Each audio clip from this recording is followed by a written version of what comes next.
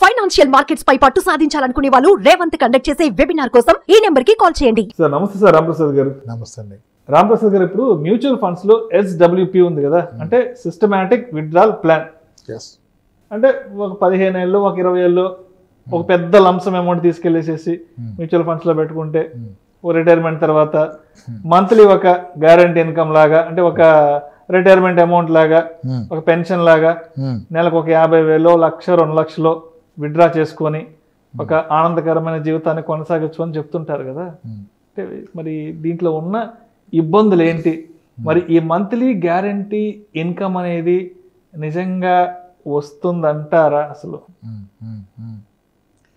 Question చాలా length చేశారు మీరు, బట్ స్టిల్ అంటే అన్ని పవర్ నేను అక్కడ ఆన్సర్ చెప్తాను లోపల మీరు ముందుకు వెళ్ళిపోయారు. ఓకే, స్టిల్ SWP అంటే ఏంటి, దీంట్లో ఉన్న రిస్క్ ఏంటి? 15 ఏళ్ళు డబ్బులు పెట్టాక SIP ద్వారా అక్కడ నుంచి SWP పెట్టాలా? ప్రాక్టికల్గా రియల్ లైఫ్లో ఇది ఎలా హెల్ప్ అవుతుంది చూద్దాం, అంతే కదా. ఇప్పుడు అందరికీ తెలిసింది SIP, బాగా ప్రాచుర్యం కదా. SIP అంటే ఏంటి? సిస్టమాటిక్ ఇన్వెస్ట్మెంట్ ప్లాన్ అంటే ఏంటి? అసలు దాని మీనింగ్ ఏంటి? సిస్టమాటిక్ ఇన్వెస్ట్మెంట్ ప్లాన్ అంటే ఏంటి? అంటే ఒక పద్ధతి ప్రకారం ప్రతి నెల డబ్బుని దాచుకోవడం. పద్ధతి ప్రకారం పెట్టడం SIP, పద్ధతి ప్రకారం తీసుకోవడం SWP. ఓకే, ఈ రెండిట్లో కామన్ ఉంది. అక్కడ మిస్ అయినప్పుడు ప్రాబ్లం వస్తుంది. ఆ కామన్ ఏంటంటే, మీరు SIP చేస్తున్నప్పుడు మార్కెట్ పెరిగితే మీరేం చేయాలి, తగ్గితే ఏం చేయాలి? ఏం చేయాలి చెప్పండి? మార్కెట్ పెరిగితే SIP ఏం చేయాలా? తగ్గించాలా? అంటే మార్కెట్ పెరిగినప్పుడు చాలా మంది ఏదో వెనక్కి తీసేసుకున్నాము, రిడక్షన్ చేసుకుందాం ఆలోచనలో, తగ్గినప్పుడు తగ్గినప్పుడు ఏమో ఎక్కువ పాయింట్స్ మనకి రిడీమ్ చేసుకోవచ్చు ఏదో చెప్తుంటారు, దాని గురించి కూడా. అది తప్పు, అదే తప్పు. మార్కెట్ పెరిగిందా తగ్గిందా చూస్తే డబ్బులు రావు. SIPలో మార్కెట్ పెరిగినా తగ్గినా మీరు చేస్తున్న పని మీరు చెయ్యాలి. అది మీరు చెయ్యలేరు కాబట్టే సిస్టమాటిక్ ఇన్వెస్ట్మెంట్ అంటే సిస్టమే కట్ చేసి లాగేసుకుంటుంది. ఆటో డెబిట్ పెట్టేస్తాం, ఆటోమేటిక్గా ఎవ్రీ మంత్ ఆ 10th కో 1st కో డబ్బులు కట్టాయి SIPలోకి వెళ్తాయి. అప్పుడు మీరు మార్కెట్ని టైమింగ్ మర్చిపోతారు, చెయ్యరు, దానికి అదే చేసుకుంటూ పోతే SIP. సిమిలర్లీ దాని ఎగ్జాక్ట్ రివర్సే SWP. ఇప్పుడు ఎలాగైతే SIPలో ఒక fixed amount every month cut అవ్వాలన్నారో, ఈ SWPలో ఫిక్స్డ్ అమౌంట్ ఎవ్రీ మంత్ వెనక్కి తీసుకుంటారు కదా. ఇప్పుడు ఈ ప్రాసెస్లో ముందుగా తెలుసుకోవాల్సింది ఏంటంటే, అసలు ఒక మ్యూచువల్ ఫండ్ ఎంత రిటర్న్ ఇస్తుందో తెలుసుకోవాలి. ఏదైనా అంతే కదా, SIPలో పెట్టిన రిటర్న్ రావాలి, SWPలో పెరుగుతూ ఉంటే తీసుకోవాలి కదా. అయితే అసలు mutual fund as an industry గత 28-30 ఏళ్ళుగా ఎగ్జిస్టింగ్ ఫండ్స్ ఉన్నాయి. మీరు ఓల్డెస్ట్ ఆఫ్ ది ఫండ్ చూసినా మీకు రిటర్న్ 17లో 18లో కనపడుతుంది, because there was a rally in the recent period. But otherwise earlier 14 ఉండేది, 15, 16 ఉండేవి.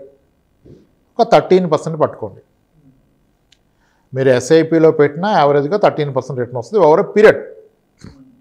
ఫస్ట్ ఇయర్లో మీరు పెట్టింది 30% పడిపోవచ్చు, లేదా 40% పెరగవచ్చు, ఏది స్టాండర్డ్ కాదు. మీరు ఒక 8 ఏళ్ళు ఉంటే SIPలో మీరు పెట్టిన దాని మీద బ్యాంక్ వడ్డీ లెక్కలో చూస్తే 13% వర్కౌట్ అవుతుంది, అంతే కదా. అగ్రీడ్ కదా ఇంతవరకును. SWPలో కూడా అదే వర్కౌట్ అవుతుంది. అక్కడేం పెడుతూ పోతున్నారు, దప్పదప్పాలుగా పెడుతున్నారు, ఇక్కడ ఒకే దప్పాలో ఉంచి దాన్ని తీసుకోవడం మానేస్తారు. ఇక్కడ కూడా అలాగే వర్కౌట్ అయింది. ఈ రెండింటిలో కామన్ పాయింట్ ఏంటంటే, మార్కెట్ ఎప్పుడైనా లోయర్ సైడ్ 30-40% పడిపోతుంది. 30-40% పడిపోయింది అంటే ₹1 కోటి ఇన్వెస్ట్ చేశాడు SWP కొరకు, ₹1 కోటి పెట్టాడు, ఈయన పెట్టగానే మార్కెట్ పడిపోతే ఈయన ₹1 ఎంత అవుతుంది? 40% పడిపోతే 60 lakhs, 60 లక్షలకి పడిపోయే అవకాశం అయితే ఉంది. ఇది లేదనుకోకూడదు. ఆ పడ్డప్పుడు ఎలా రియాక్ట్ అవుతావు అనేది డిసైడ్ చేస్తుంది.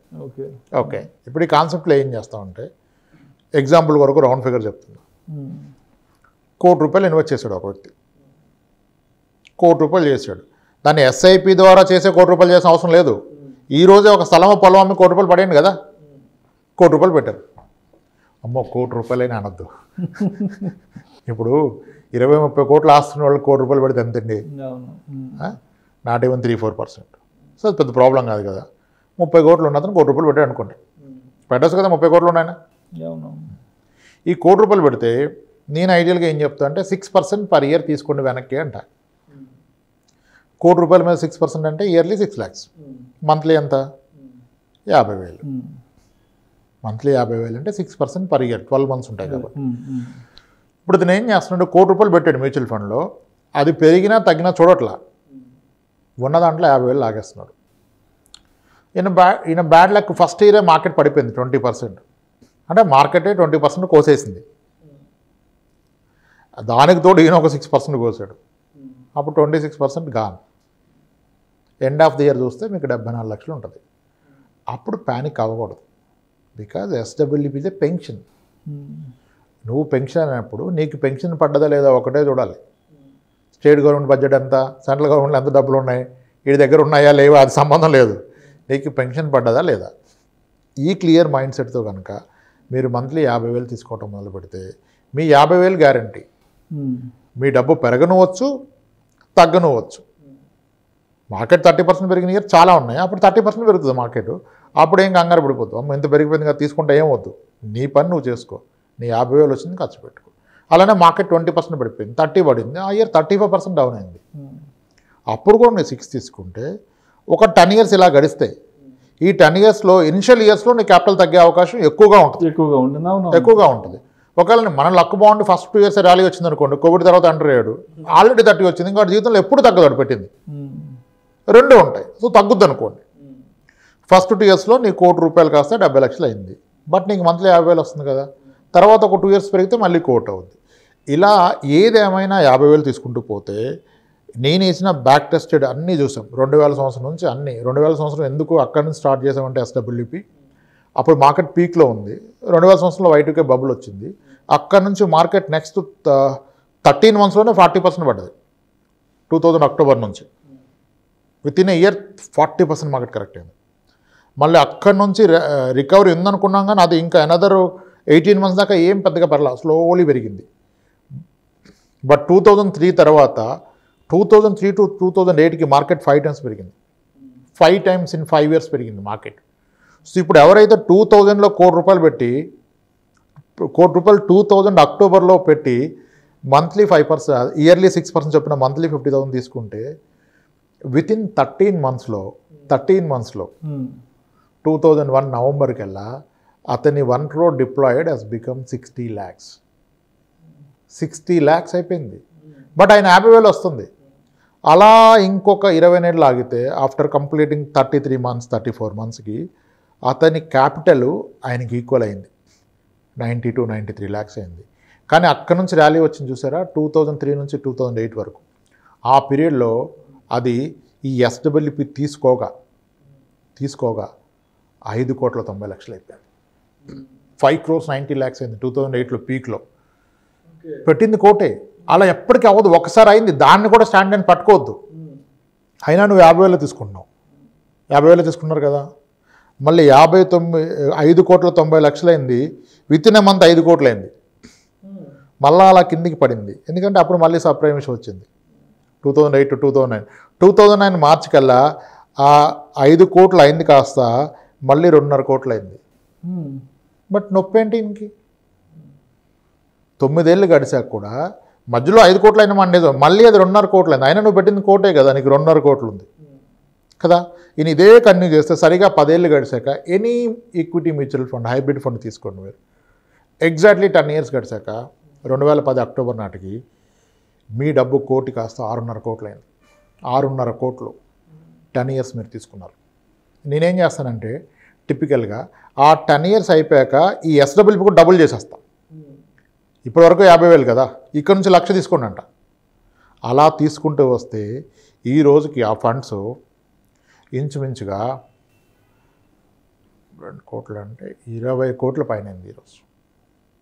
ఏ ఫండ్ అయినా తీసుకోండి, మీరు ఏం అక్కర్లేదు. ఆ రోజు ఫండ్ అనేవి ఈరోజు ఫండ్ అనేవి చూసుకోండి, అది తెలిసిపోద్ది కదా.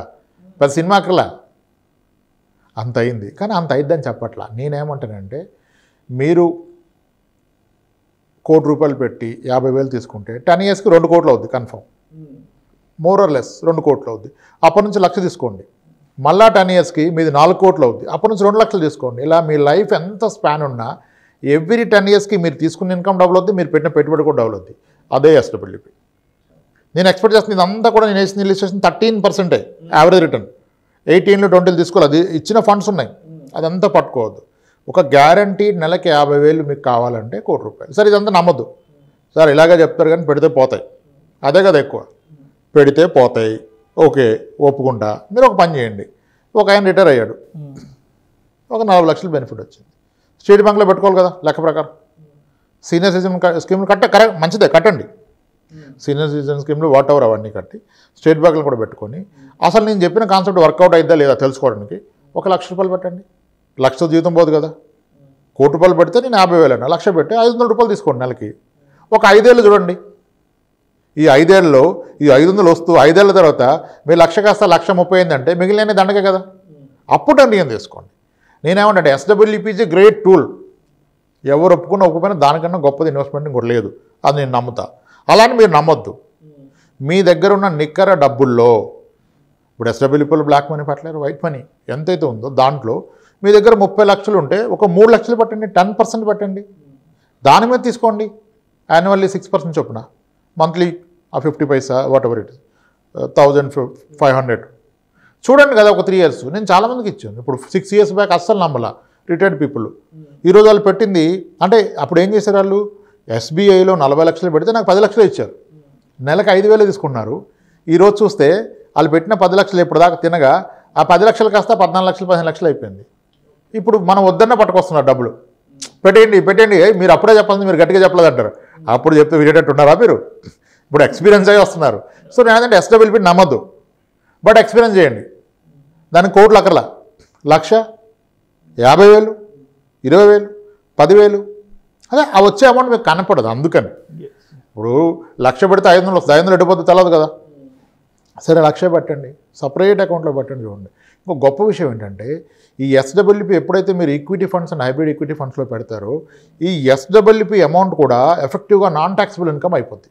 ఓకే, ఎందుకంటే ఇప్పుడు మీరు SWP చేసినప్పుడు యు ఆర్ సెల్లింగ్ యూనిట్ అమ్మినప్పుడు దాంట్లో మీరు పెట్టింది ఉంది, పెరిగింది ఉంది, కానీ ట్యాక్స్ వచ్చిన గెయిన్స్కే కదా. ఇప్పుడు నేను ₹1,00,000 పెట్టా, 6 లక్షలు తీసుకున్నా ఇయర్లో, 6 లక్షల్లో ప్రాఫిట్ ఎంత ఉండొచ్చు? దాంట్లో నేను కొన్న NAV ప్రైస్ పెరిగిన దానికి డిఫరెన్సే కదా. అసలు ప్రాఫిట్ ఉండొచ్చు, ఉండకపోవచ్చు. మార్కెట్ డౌన్ అయినా 6 లక్షలు వస్తుంది, గెయిన్స్ లేదు కదా. లేదు మార్కెట్ బాగా పెరిగింది, 20% పెరిగింది, 6 లక్షలు తీస్తే ప్రాబ్లీ దాంట్లో నాకు ఒక 80,000 ప్రాఫిట్ ఉంటుంది. In a financial year 1 lakh profit is non taxable. So ₹1,00,000 SWP పెట్టిన ఇనిషియల్ ఇయర్స్లో ట్యాక్స్ ఫ్రీ ఇన్కమ్ తీసుకోవచ్చు. ఇన్కమ్ ట్యాక్స్ లాగా సంబంధం లేదు. మీరు యాన్యుటీ ప్లాన్లో పెడితే that will add to your income.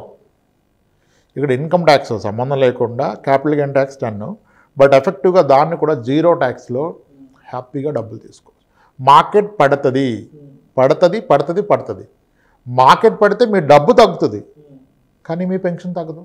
అదే కదా కావాల్సింది ఒక పెన్షనర్కి. దీన్ని ఎక్స్పీరియన్స్ అవడానికి 10 ఏళ్ళు SIP గట్ట అవసరంలా. ఈరోజు ఉన్న డబ్బుల్లో ఒక 1,00,000 పడేయండి, ఈ 1,00,000 పడేసి ఎక్స్పీరియన్స్ తెలిసిపోద్ది కదా.